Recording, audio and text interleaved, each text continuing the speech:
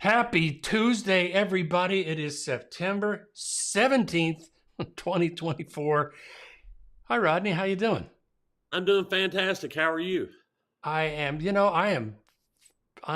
ready for it. I'm ready for today. I like it. I like it. We got You come out strong with that 17th. Is there a significance for the 17th? no, it's just the day after the 16th, and that's it. That's it. I'm happy to be here with you. My name's Andy Elliott, realtor here in Williamson County. I'm with Rodney, my best bud. He's a lender here at Williamson County. If you have questions for us, our contact information is in the description box below.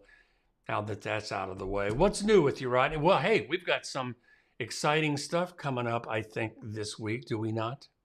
We have tomorrow our Fed meeting at 1 o'clock sharp, with a prediction of a rate cut, which signals a nice momentum shift, a nice shift in policy. You know, so be a good day. If we were to make a bet, we could bet a chicken sandwich. A piece of mellow mushroom pizza. Mellow mushroom pizza that takes me back to the 70s. Excuse me while I flash back. Yes, I will. Oh, it takes you just a month ago when we went there and ate. Well, I know, but the mellow, it's nothing. Never mind. If I were a betting man, well, what are you going to bet? What do you think if they cut it? We don't know this for sure yet. Everybody's acting like it's a done deal. Wink, wink. What do you think? How much? I think they're going to cut it a quarter.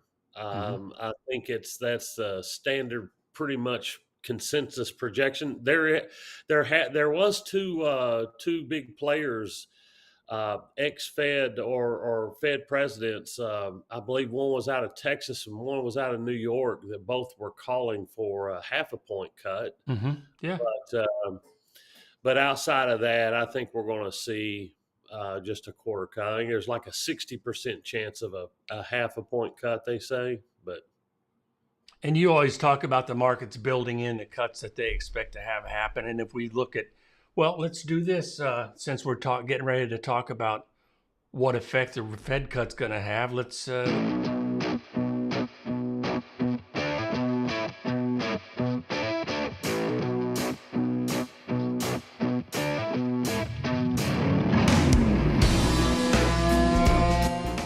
Oh yeah, here we go. We're going to with Pip.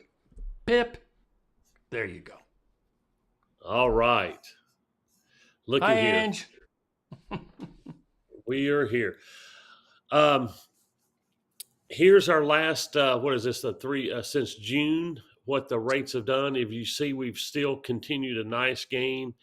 And here's another floor of support we've kind of broken through right here, and we're expected to trade within this range up here. So a continued slight improvement. Um, MBS Highway is the one that provides us this great information, and they're still currently recommending floating, meaning if you're in the process right now, the next few days, potentially locking a rate, recommending floating that until some economic data comes out that's bad or going to be pushing the rates higher. So right now we're in a good spot, continuing to see some improvement, which is awesome. That's and so you expect no surprises after the news tomorrow. I'm assuming they're going to go with a quarter. Everything's built in, so I mean that's why today I say this every week, but I'm going to say it again. The rates that I see, I use Mortgage News Daily. What they're telling me the average is 6.11. 6.11. That's pretty close to a full point from what it was 2 weeks ago. Two and a half, Yeah, a 3. little longer. A little longer. It's definitely gotten better. From September 3rd to right now, it looks like if this is a rough guess here, 100.7 to, yeah, I mean, almost 90 basis points better from that period right there. So, And so you don't expect to see anything drastic beyond where we're at now after tomorrow, do you? no, I think that one, we're already projected he's already cut this, right? Correct. Everybody already projected. I think the biggest thing about this is probably the speech after, talking about moving forward, and and what it's going to look like. Like I said, this is I think we're restarting a policy change tomorrow, Mm, meaning we're on a downward trend of cutting rates, yeah. and it's finally starting because they've talked about this for a long time. I mean, they actually, you remember, was somebody was complaining about a cut before the end of the year last year. Yeah. So we're already in September before the first cut. So it's, I don't, I think they're going to cut it, but I think the more important is just what he says after about the economy and they're going forward. The cut's already kind of built in. The Fed, this is more of a shift in policy for me than it is the actual rate going down. You make a really good point, and kind of, I be honest, I never even thought about that before. Is it's not just the cut that he makes, but it's what he says afterwards, sending out those signals, those projections moving forward. You are absolutely right about that. Now, there's going to be all kinds of people that are going to remember. There were some saying we're going to get one cut this year, and then some were. Then as soon as he started loosening up, they said it was going to be nine. I mean, Hmm. crazy, crazy kind of numbers. We don't have time for nine. We're Right, out of right. time. When you start in September, the best you can get is 3 or 4 now. Unless it's an emergency, an emergency cut. But that'll be interesting to watch. What I'm going to be paying attention to, and what I'm sure we'll be talking about next week, is going to be how the market responds, both sides of it, because you're going to have the conservatives saying this is, it's, too hawkish or too dovish or whatever the case may be, and then you'll have the flip side saying free money, we want free money. It's just, it's an interesting time, but you're absolutely right. And here we come. We've just passed through. This is my take on this. I think I read an article someplace, Realtor.com, something, that they said and I think we talked about this briefly last week. The best time, the hottest time to buy a house is in like the last week of September. I don't know why they think that. It could be data driven. I hope that's the case. But that's probably not going to be the case this year. But here we go through we've had the slowest summer season that we've had. I don't know if it's on record, but it's close. Then we're coming into the fall with rates getting better when normally it trickles down because of the holidays. I mean, you go into Costco, it's Christmas in Costco, just telling you. And it's slowing down. It's just I think that's going to be an interesting dynamic of the lower rates and the natural season slowdown. It may pick up and be abnormally fast. Do you have any insights on that? Yeah, I think the rates are going to increase the activity over the winter. I still think it's seasonal, right? I still think it's going to be a seasonal market. However, Yeah. if our summer season was lower than expected, maybe it's not, the fall season is not going to be as low as it's on track if the rates had been higher. I think it will create some momentum a little bit during the fall. Yeah. But I think our big thing is going to be next spring. I think it's going to really kick off.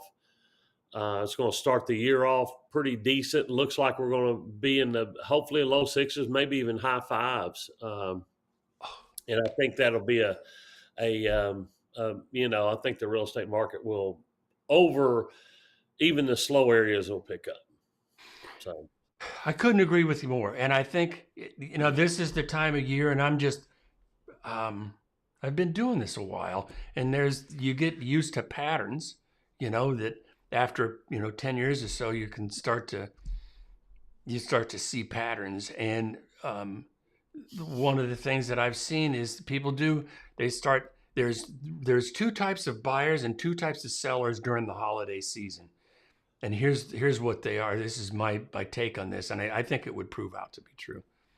That in the beginning of October, people are starting to talk about Halloween and Thanksgiving, and it's coming up in conversation. The first time the real cool weather hits, that's when you start talking about pumpkins and stuff like that. And people start hunkering down.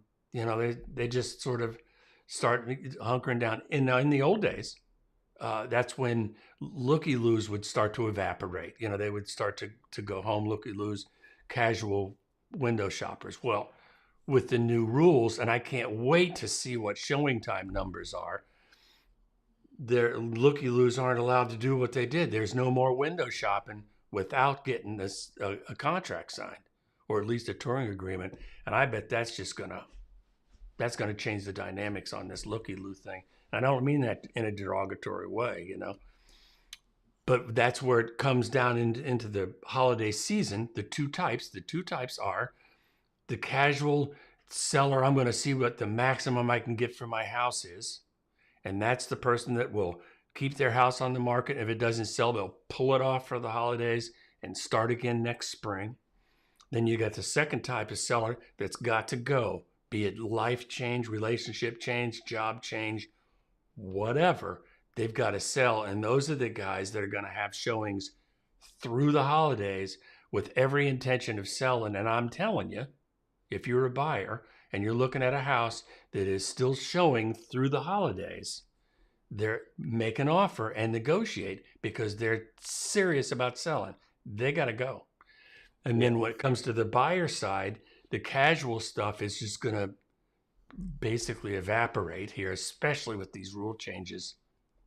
Again, with the new NAR rules. But for the buyers that remain past Halloween isn't as serious. That doesn't slow anybody down. Thanksgiving is when it gets pretty serious. First week of November. If there's buyers looking at your house during those times, after November and through December into January, pay attention to those guys because they are darn serious. I already know they're pre-qualified because that's just kind of the rule now. But be smart with those people. Anyway, I don't know why I go on about it, but it's just the dynamic shifts so dramatically in the holidays for real estate, in my opinion. It's comparative to like going and looking at cars during an ice storm or something. If you're out there, you're probably serious. And there it is. Yeah. And when I was with DeSelms, what will happen, and if you know anybody that's in real estate, or if you happen to be watching and you are in real estate, I'm telling you, the lion's share of agents or realtors, well, in these days that's going to change, but MLS participants, I think is the new term, they start taking the month of December off. And I'm telling you, we used to sell more houses during December than the rest of the year. That was our biggest month, was in December, for the reason I just told you. The buyers and sellers that are out in late November and December, they're serious. So enough of that, I guess. Now, if you see this ghostly looking, if you see a smile kind of float across my face, what's happened is I got a new footstool. And I am like digging it. It is comfortable in here now. So that's the reason for my excessive happiness today. Yeah, nice. All right, we're gonna move on to the. Let's see what Angie's got going on here.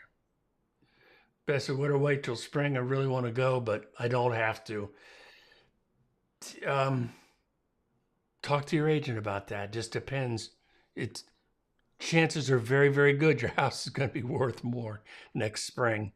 I'm just saying it's likely that will happen. And people are going to be, you're going to get, you as a seller want competition, period. You want more than one buyer that wants your house, period. That's what you're after, So if you can find your way to that scenario, that's the gold mine, if you will. Getting ready to tear up tile and put new flooring in, no rush now, just keep fixing it. There you go. That's the way you do it. Good ROI on nice flooring. The first article I wanted to touch on with you guys was, I thought it was interesting, and I'm not shy about this. It was a blog that was put out by Century 21, and it occurred to me, I've been doing this 20 years and I've sold a lot of houses over the years. Not once have I ever done a deal with a Century 21 person. Never. Not in, because I remember those things, and that's the dumb stuff I do remember. And in all my years, never a Century 21 property. I have no explanation. Out of Coldwell Banker Barnes, out of the Nashville area, you never done a transaction with Coldwell Banker Barnes. The one they had an office in Nashville. They had one. They still they had one in Brentwood. Well, now Coldwell, yeah, but I'm saying specifically with Century. Are they the same now? Did they blend? Heck no, they weren't. David Barnes and them was they weren't Century 21, were they? Yeah, Century 21, I think is. That's Jackie Charlton down off of Murfreesboro Road. Century 21 Charlton. Yeah, good company. I got nothing but good words about them. But anyway, what they did was, and I'm not promoting them, I'm just saying I'm not shy at all about other companies, because we're all trying to do the same thing. We just help people in their lives and buying their house, and we're on the same page with that. But what they did is I thought it was a great question. What is it that buyers are looking for when they buy a house? What is it that motivates them? And Rodney and I talk a lot about the housing economy. Yes, it's big on, of course, it's centered around finance and mortgage rates and all of that stuff. But what we talk about is, as the human part of it goes, the home buyers, the home sellers, the people that are out looking, as they go, the market goes. If they're positive about what's going on in housing and real estate and the Fed and all of those variables, if people see that as positive, they're happy, just like me and my footrest, and they're out buying houses and they're enjoying life. If things are tough and we're talking about inflation and recession and sky is falling, all that kind of junk, they're not happy and they stall out. In this article, Ipsos, which is a company that does polls. When you see all the polls and that kind of stuff, they hired these guys I'm trying to talk and read that I can't. I'll run across it. But they did an Ipsos poll on what is it that people are looking for when they're buying a house. So let me read a little bit. In recent years, connections to community has felt out of reach for various reasons, and the lack of it has reached a new level of urgency. In 2023, the U.S. Surgeon General released a report on America's loneliness epidemic. I'd never heard of that, which revealed that approximately 1 in 2 adults in America experience loneliness caused by social disconnection. Which, doesn't that seem counterintuitive with social media? Wouldn't you say? Yes. I mean, it just does. But despite this post-pandemic effect, the excitement and the joy of home ownership continues to drive consumers, because buying a home means connecting with a community. And that sentence right there, that had me for the article, because when Rodney and I talk about people wanting to buy, and he's more in tune with this than I am, and I'm the one out driving around with people, I've been doing this a long time. And Zillow, another company, they're okay. There was a phrase that they used in their marketing years ago. I don't hear it much anymore. But one of the things they said, I thought was a catchy phrase, and I think it's more than correct. And it was, the house is only half of it. When you're out looking for housing, the house is only half of it. And they're not talking about how much it costs and stuff. They're talking about the community, you know. And I've, over the years, I've seen, tell me if you haven't had this, Rod, and I'll shut up in a minute. During the pandemic, and when people were doing the remote stuff and they're looking longer distance because they could get more house for less money at a distance and still work from home, people were buying houses that were like out in the middle. They were out in the middle of nowhere. I mean, it took them 25 minutes to get to the grocery store. And people were caught up in the idea that, well, it's cheaper, so and it's bigger, and I want it. Then they buy it, and what happens? I'm sick of driving 20 minutes to the store every day. or they get called back into, 3 states over. Yeah, you're going to be commuting twice a week for a 3-day work week. Isn't that the minimum now, what they're saying? They're doing a hybrid thing. But it's the community. And Yes. and for me, when I use myself as an example. When I bought the condo, I'd lived in a number of places over the years, clearly. But and Rodney would know about this because he helped me buy it. It was 2016 November when I bought my place here. One of the most important things, and I never had looked at a townhome. What, are you kidding me? A townhome? What? That's like living in an apartment. And I just hadn't opened my mind to it. And then a friend of mine said, go look at it. And it's on the lake. And I met the people and I liked my neighbors already. And I was like, that's the place for me, you know? It was the community. Because the house, is it awesome? No. Is the community awesome? Yes, it is, you know? So that's what got me riled up about this article. So we're going to go through a couple of things. I know, have I gone too long, Rodney? Oh, no. Okay. Here we go. Now, this is going to be weird. I don't know how else to do this, so I'm going to do it this way. The study that they had done, let me make sure it's going to be locked. Here's what they found out by this Ipsos poll. Despite an uncertain real estate environment, recent home buyers were predominantly feeling positive. Now, you've probably been seeing that a lot. Have you been getting more applications? Yes, they've picked up. As the rates have dipped down, as the rates have decreased, we've seen an increase in applications for purchase and some for refinancing as well. And can you confirm, and I'm kind of putting you on the spot here, you can decline to answer for confidentiality reasons, but between you and Jordan, when you're talking to people, are they more positive about the way the market is these days? Sure.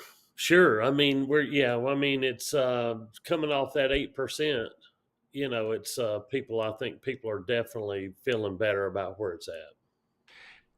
And I don't mean to belabor this point, but the reason I'm bringing this up and the reason I was so excited is this is real world information that, despite what the news will give you, whether it's YouTube videos on the housing market's crashing, which that's always going to be around, or other stuff that says the world's falling apart.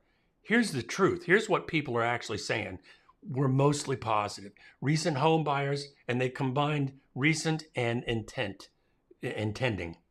Recent home buyers are successfully finding communities with 65% reporting a stronger connection to community after moving. People buy in, I mean, you're mowing your yard and you're painting your fence and you're kind of looking side-eye at the neighbor who doesn't do the same thing. Come on, you loser, keep it nice. 88% of all recent and intending home buyers are willing to compromise. This blew me away. This blew me away because I don't know that I would ever be able to ask that of a client. I don't know how I would ask this. 88% of all recent and intending home buyers are willing to compromise on elements of their dream home to be in a community that is perfect for their household. I thought that was just an excellent piece of information. Recent and intending home buyers are excited to make a difference in their chosen communities, with nearly 1/3 planning to participate via civic engagement or entrepreneurship. And finally, recent home buyers are successfully finding that's a repeat. They copied that. I noticed this when I was looking at it before. Do you have any initial thoughts on that? Yeah, I mean it definitely fits, and I'll bring up a sale that you had. One of our mutual customers, Keeley, Yeah, uh, they yeah. had um, they had they had a very unique neighborhood. Like it was a very small, unique kind of neighborhood that, if you got the right person in there, that they loved it, right? And I think that situation, it's like, well, people want to move, to the nations. They want to move to Franklin, 12 Yeah, South. yeah, Um, yeah, yeah. all these places, they're wanting to, these are Germantown, College Grove. They're wanting to move to these places where they fit in. Now, a lot of people move, like you said, they'll move way out to not worry about necessarily the community piece because it's cheaper. But you definitely have a segment of population that community is where is more important than what. Eh, Like, I would want comfort in my house. I'd want certain amenities.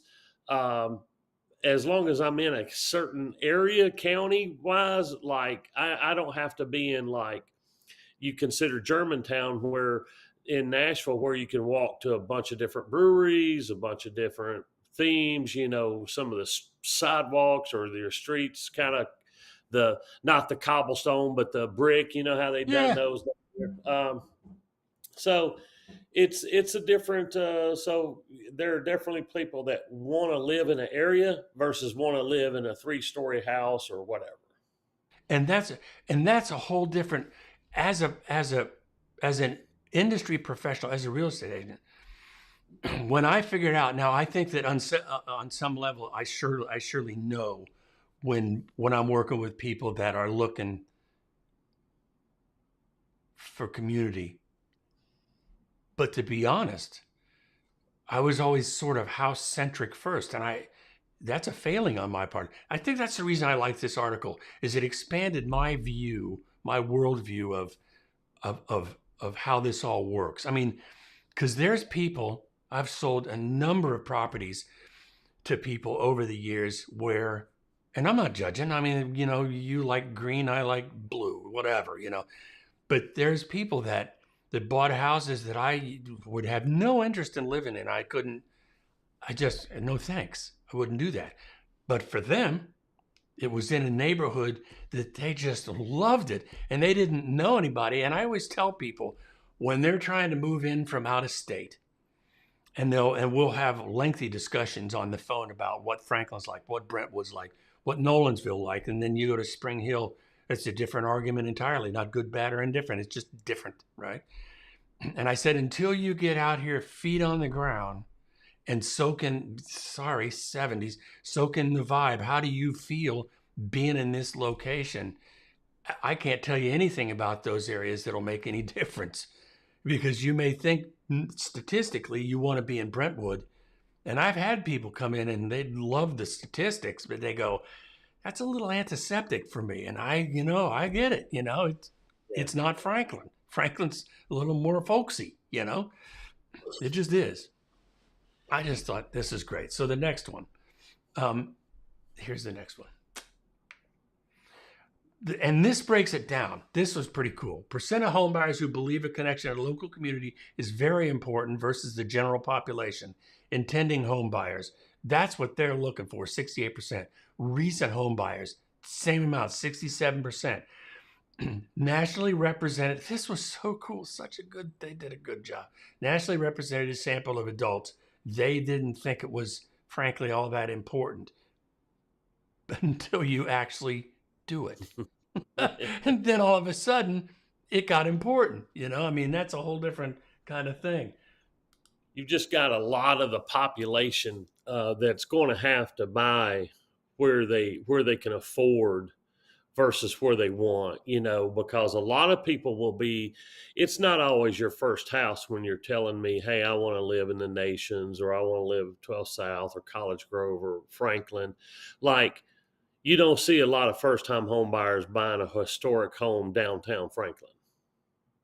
You Yeah. know, No, that's a different customer. Somebody that wants to walk everything, and that's a second home for a lot of people. yeah, and wants a 105-year-old house. So that's so Yeah. that's a lot of times it's you've just got a whole segment of population that's you got to get in where you fit in sometimes, and then later in life you're like, well, I'd really like to live there or wherever. That's exactly right. I mean, because it for anybody that's looking to buy a house, what we're talking about today is I think that it's really important to consider, because I'm the guy, I'm looking at numbers, meaning I have boots on the ground with you, Mr. and Miss Buyer. We're out looking at houses, and I'm trying to piece this puzzle together to help you find a house that, frankly, you could live in for the rest of your life outside of growing, extra family and stuff like that. But that's my goal, is for you to be able to call in 5, 7, or 10 years and go, we're still happy. We made the right choice, which is sometimes counterintuitive, on this kind of a thing. But it's funny how sometimes, and I had this happen. Is this the best guy? I wonder if he's still around. I don't know. He's a great guy, but and you actually did his loan. He had a price range of 450. This is a few years ago, so it's a different thing. It was in Franklin. Find me one of those these days. A nice one. And we were looking 450. Well, he ended up buying something that was 330. And it was like, really? I mean, he could have got a lot more house, but what ended up happening is he and his soon-to-be wife found a house in a neighborhood in Franklin for that price, that their word, this just vibe feels right to us. I mean, it was a nice, decent house, definitely starter material, but the neighborhood was just awesome. Right now, Boyd Mill, the park. It was right next to that, and it was $100,000 less. And he goes, "That's what we want." I was like, "Okie doke," I mean, it was all community driven. It was great. I loved it. Here we go. Bear with me. Mostly positive. Okay, here we go. Percent of recent home buyers who felt the following emotions around their move. This was what a heck of a poll they took. 56% was excitement, 47% joy, hope, gratitude, pride, anxiety, and uncertainty. Look at the anxiety and uncertainty. 24 and 20%. Come on. That's pretty good. Because normally it's people say buying a house is one of the most stressful events. I think it's building a house. I don't know if buying a house is one of the most stressful, but I think it's up there. I think it is. It is. Here, let's go to this next one. The sense of belonging and having a place to call home is very important. Everyone wants to feel like they belong to a community. That's absolutely true. But I'm going to jump back to this just for a second. Anxiety and uncertainty, 24%, 20%. Here's when you think about, if you think behind the numbers, and this makes me so happy to think about. When we hear about the sky is falling, the market's crashing, things are falling apart, the world is just, it's tragedy all around, gloom, despair, and agony on me. We can break out into a hee-haw skit here in about gloom, despair, and agony on me. We can break into that. I've got a banjo. We're going to skip on that. But I'm very good at banjo. Anyway, here's the thing. The gloom, despair people are very noisy, and they're very public, and they publish a lot. And there's lots of videos that people pay attention to, and just go to the guy that we know that definitely the sky is falling, super popular, has hundreds of thousands of followers, versus the people that have low anxiety and low uncertainty. They're quiet about it. They're like, they shut up and move on with their life in a happy and healthy way. So yeah, that's a lot of honestly though, that's a lot of positive emotions and low on the negative ones. I like that. I like that it's not a terrible experience for everybody. Correct. And I'm telling you that that's going on behind the scenes. They're just not noisy about it. How do you make noise about it? I'm excited about it. I don't know how you do that. Anxiety and stress are probably more towards the financial responsibility. I think possibly. I think that there's no doubt about that. But I'm just saying I'll take 50%, 56% excitement over 20%, 24% anxiety. I just thought it was good news. That's all. Yeah. I thought it was good. Why does my system keep pulling that up? Sorry. Hang with me. I have to scroll around. Sense of belonging. Wrong. Bing. Percent of, now this is, okay, here we go. This is really good. Percent of recent home buyers who felt the following emotions around their move. This is recent home buyers. Here we go. Excitement, 56% all, 58% millennials, and 52% Gen Z. I got to look that up because I had that broken down on what Gen Z is and what years they were. Come on, open up for me. It's not going to do it. There it is. Hang on. Bear with me. Here we go. Okay, I'm going to keep moving. Anyway, it'll come. Oh, Gen Z. It is age 12 to 27 years old. That's what Gen Z is. Happiness, 55, 60% from millennials. Remember, millennials are age 28 to 43. They're the up-and-comers, meaning right behind the Generation X and baby boomers. Joy, 50% on Gen Z. On the hope, it just looks like overall, the millennials have got they're the happiest. They seem to be the happiest of all that. That seems pretty cool. Reasons for moving. Here, this is pretty good. Bigger, more space, 50%. Better fit for lifestyle, 45%. Closer to family. That was kind of surprising. It wasn't as big as I thought, 34%. To be closer to friends, 26%. Moving for job opportunity. That makes sense. There's our got to move anyway, regardless of the situation, 25. Less expensive. That surprised the heck out of me right there. I mean, do you have it? You? The less expensive thing? For a reason for moving, I mean, you're already in there. You've already froze your, when you qualified at the time you bought it, you know what I'm saying? You froze that payment. You usually can't get the same payment you got when you move. I mean, so yeah, I see only a quarter of people moving just to be less expensive. Right. And I'll stop with these charts. I just thought that the deeper meaning that people move, the reasons people move, for me is like crazy important. I mean, if I can learn, it sounds like I'm going overboard with this, but that's how much it hit me. If I can learn how to help people more directly with what's going on behind the scenes, things you wouldn't normally, well, I want to live in a better community. Don't even know what that means, until you experience it. I'm going to be able to help people in a much more satisfying way for both of us, Let's see, closer to family. This surprised me. Recent and attending who have or will move to be closer to friends or family, closer to family. 36% men, isn't that? Women, 30%.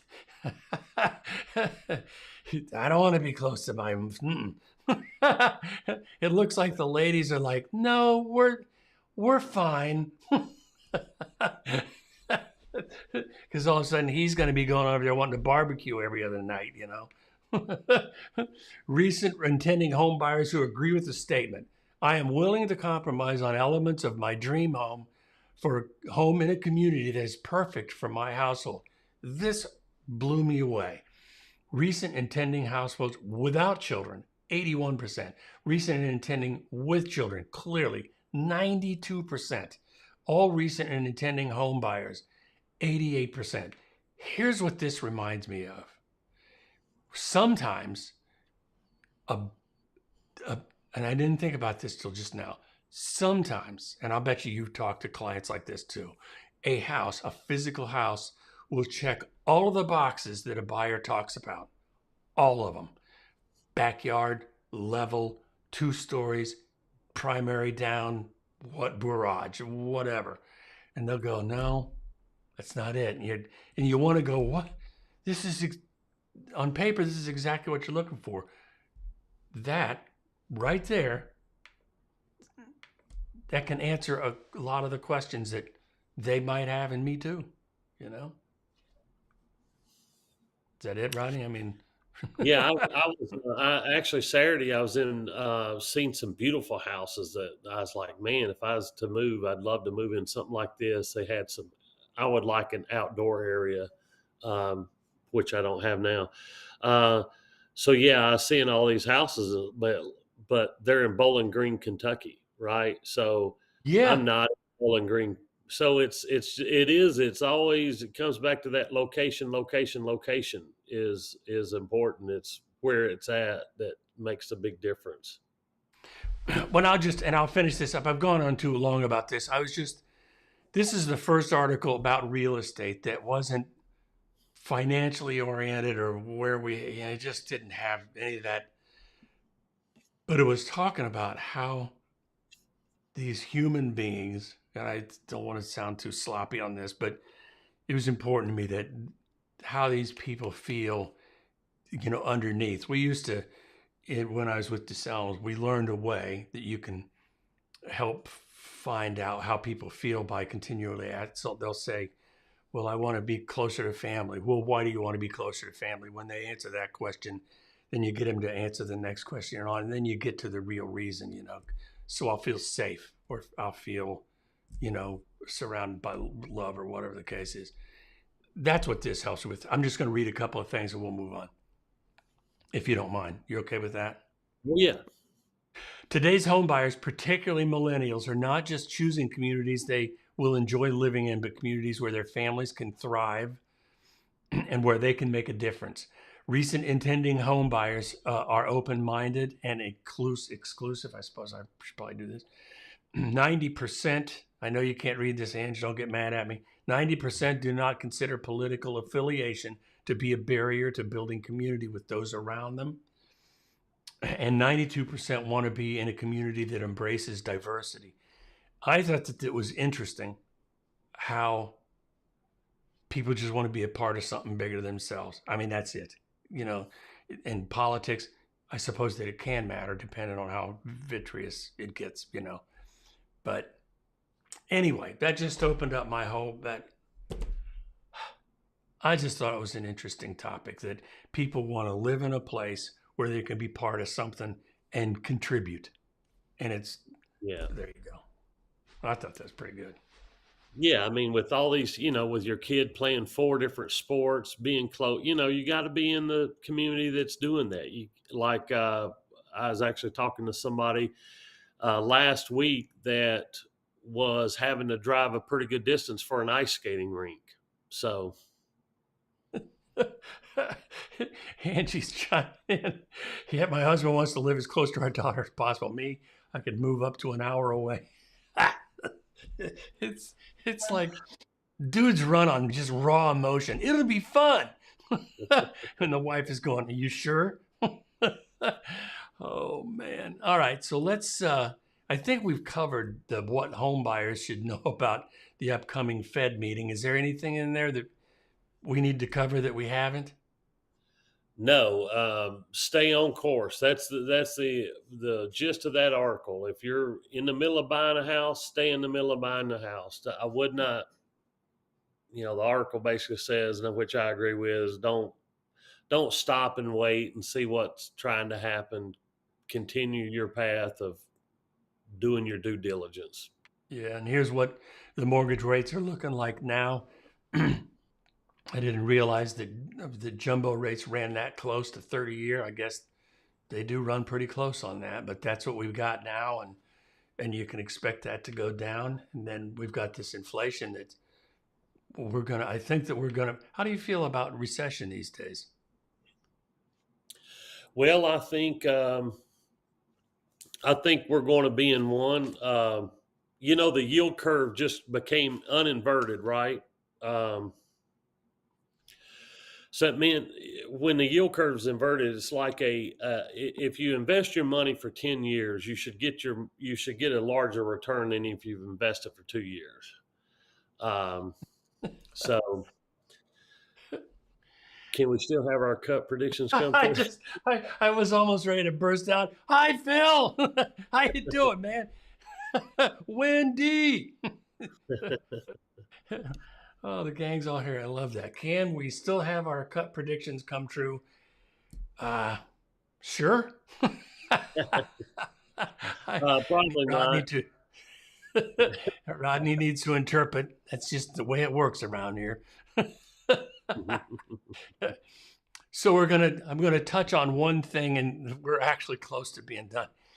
This, so we're talking about that unity and loving your neighbor, and you want to contribute, and you want to be, diverse neighborhood, and the vibe is I'm home and I love it here. Well, I found this article about buying murder houses.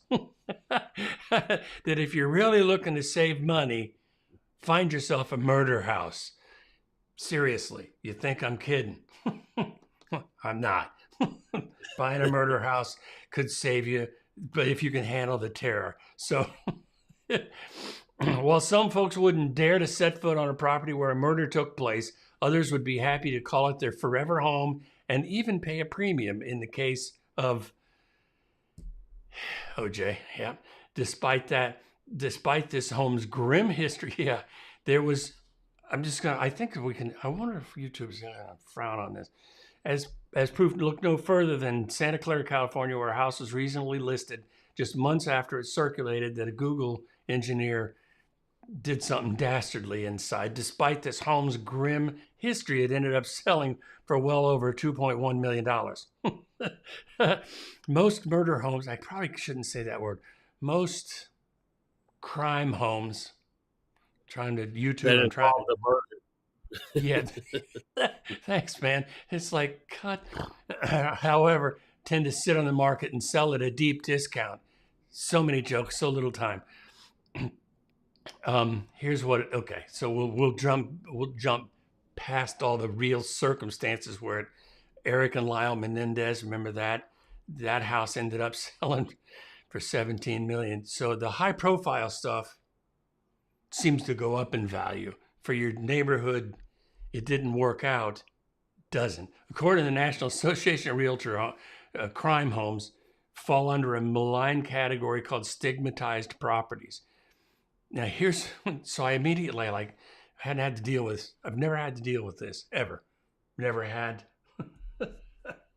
Wait. Philip's always got to go. Give me the one. and here's the deal. In Tennessee, if they don't ask, you don't have to tell them.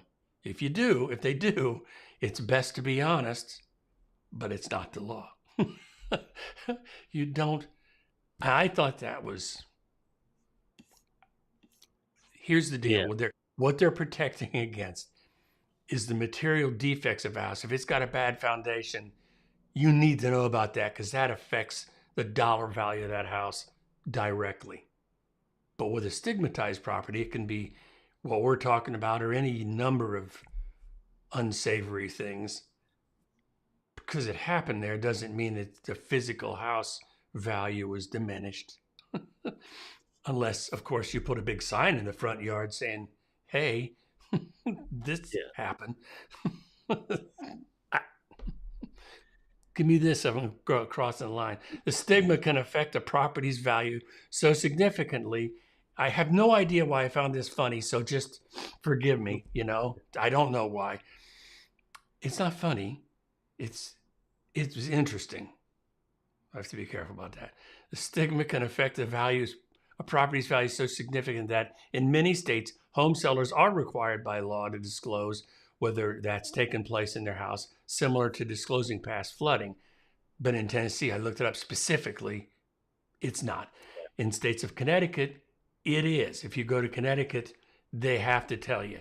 If you're here, It's the South. You got to ask. This one agent says, I've probably been involved in more of those houses. Yes, I'm being purposefully vague. Then I realized who owns a real estate company up there in Connecticut. Some states require the information, some don't. If you go to closing, this would be if you go to closing and you didn't know, you're pretty much screwed. Those were her words. Because in Connecticut, it's required that you tell. You imagine me at Yeah. the closing table going, what? I They, don't know if in any state the buyer's going to be, you're going to catch somebody off guard with that one and probably lose a big majority of the closings, no matter what state you're in. Like, people probably need to know that up front. And some people be like, it's not that big of a deal. And some people, it's a lot of, it's almost like moving next to a graveyard too. It's, it is. some, yeah. I mean, And it in could be. Tennessee, oh, sorry, go ahead. Well, I've seen them label houses drug houses, known drug houses, and things like that with different stigmatisms, different things. But definitely you know, the somebody getting killed inside is always it usually makes the news. It would be hard to sell that house immediately without. Without having it discounted in some way. But they made a really good point that, frankly, I never thought of.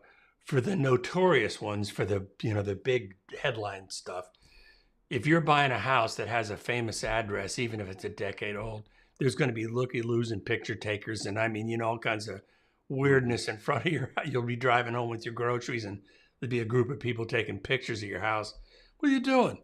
Is this where so and so took place? Yeah, hit the road. So that would make sense. If they were asking, I knew, I'd absolutely tell them, because I don't want that popping up later. Yeah, some of the gruesome stuff over the recent years I've seen them tear a couple houses down. They just Yeah. if it's like that bad. Yeah, and rightfully so. I mean, that's sort of a category on its own. I don't know how though. Well, yes, I do, but we won't go into that. Let's move on. We're done with that. I'll never do that again. The last thing I want to talk about is, because this article is about my home state. This is about my humble beginnings. And if you're looking to buy a cheap house, we're going to tell you where that is. At 43, Sharon Reese, this first sentence threw me off. Sharon Reese is a housing market refugee, forced to return to her Ohio hometown after 18 years in Las Vegas, despite a successful career training dancers for nightclub acts. Okay, well, Vegas nightclub, I got it. Okay, if you don't have between 600,000 and 800,000, you're not buying a house out in Vegas. That's for sure. Las Vegas is a lot of opportunity, and it was affordable in 2006, but now it's not. We quit our jobs and moved across the country. We're hoping this is the right decision for us. Where they ended up going was Youngstown, Ohio. I am an Ohio guy. I was born near Cincinnati. Youngstown is in the Northeast, is kind of near Cleveland a little bit. But when you're talking about Youngstown, is one of the last two metro. Get this. This is a shift. This is a big deal. Youngstown is one of the last two metro areas in the country where a household with nearly any income, that's pretty expansive, nearly income should be able to find a single family home they can afford to buy. Youngstown, Ohio. For a deal. Before the pandemic, there were 20 states that were considered affordable as a whole under the group's definition, including the presidential election swing states of Michigan, Pennsylvania, Wisconsin. As of this year, there are none. Even the states with the closest match between income and home prices, Iowa, West Virginia, Ohio, Indiana, and Michigan, didn't make the cut. There's no more affordability homes, apparently, in the country. Since the pandemic, two states, Montana and Ohio, have surpassed California That was a shock. It must be because of Yellowstone. That's got to be it. Most unaffordable states for local home buyers, according to the analysis, Hawaii and Oregon round out the list of the top 5. Anyway, the least affordable metro areas were Los Angeles, which scored only 0.3, while the metro areas of Youngstown and Akron in Ohio were rated the most affordable. According to the latest estimates from July by Real Estate by Redfin, median single-family home sales in Youngstown, $175,000, and $239,000 in Akron, whereas the median across the country is $487,000. Wow. So if you're looking to save some bucks, Rodney, Youngstown is calling your name. Hey, yeah, good for them. That's awesome. That would That's change awesome. Yeah, I mean,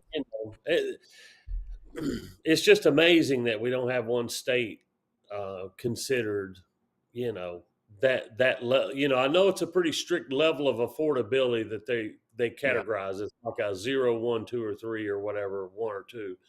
But to have 0 states or cities like that is not even meeting the minimum threshold. It's pretty crazy. Yeah.